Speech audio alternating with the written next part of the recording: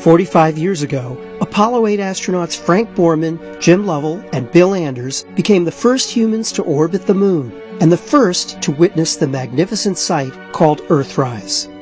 Now, for the first time, we can see this historic event exactly as the astronauts saw it, thanks to new data from NASA's Lunar Reconnaissance Orbiter, or LRO. LRO's superb global lunar maps, combined with the astronauts' own photographs, reveal where Apollo 8 was over the moon, and even its precise orientation in space when the astronauts first saw the Earth rising above the moon's barren horizon. On December 24, 1968, a few minutes after 10:30 a.m. Houston time, Apollo 8 was coming around from the far side of the moon for the fourth time.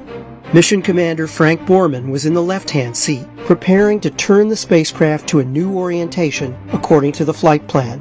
Navigator Jim Lovell was in the spacecraft's lower equipment bay, about to make sightings on lunar landmarks with the onboard sextant. And Bill Anders was in the right-hand seat, observing the moon through his side window and taking pictures with a Hasselblad still camera fitted with a 250mm telephoto lens. Meanwhile, a second Hasselblad with an 80mm lens was mounted in Borman's front-facing window, the so-called rendezvous window, photographing the moon on an automatic timer, a new picture every 20 seconds. These photographs, matched with LRO's high-resolution terrain maps, show that Borman was still turning Apollo 8 when the Earth appeared. It was only because of the timing of this rotation that the Earthrise, which had happened on Apollo 8's 3 previous orbits but was unseen by the astronauts, now came into view in Bill Anders' side window. Here's what it looked like, as recreated from LRO data by Goddard's Scientific Visualization Studio. You'll hear the astronauts' voices as captured by Apollo 8's onboard tape recorder, beginning with Frank Borman announcing the start of the roll maneuver. And you'll see the rising Earth move from one window to another as Apollo 8 turns. All right, we're going to roll.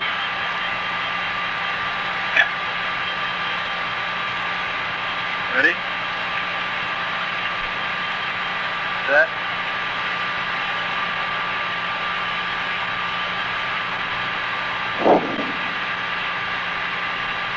The impact crater with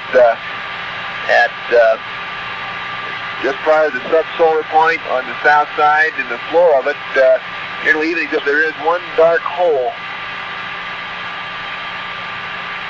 but I couldn't get a quick enough look at it to see if it might be anything volcanic.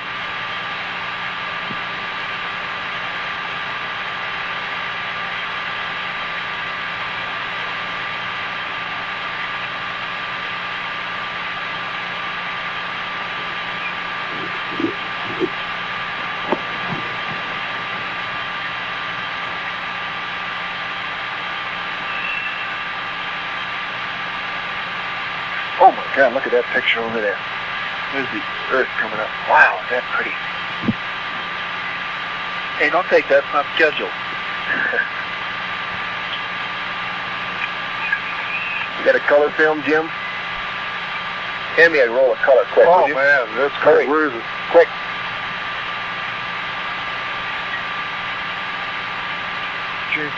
Down here? Just grab me a color. A color exterior. There you go.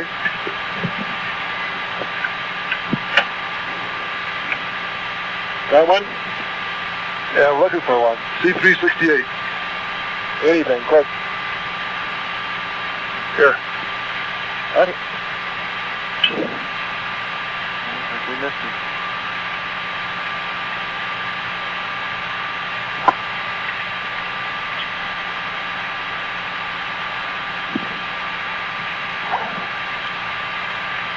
Hey, I got it right here.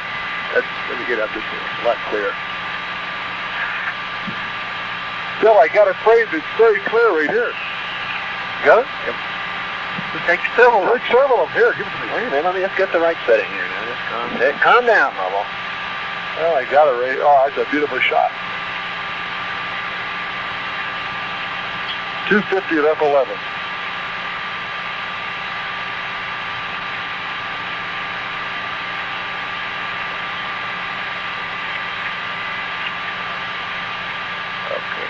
Oh, there's the explosion. I did. I took 2 up there. You sure you got it now? Yeah, it'll come up again, I think. For the astronauts, seeing the Earthrise was an unexpected and electrifying experience. And one of the 3 photographs taken by Bill Anders became an iconic image of the 20th century. But as we've just seen and heard, that photograph was actually a group effort. Not just because Jim Lovell found the roll of color film and gave it to Anders, but because the astronauts wouldn't have seen the Earth if Frank Borman hadn't been turning the spacecraft just as it was coming up. Today, the Earthrise has become a symbol of one of history's greatest explorations, when humans first journeyed to another world and then, looking back, saw their home planet, in Lovell's words, as a grand oasis in the vastness of space. I'm Andrew Chaikin, author of A Man on the Moon.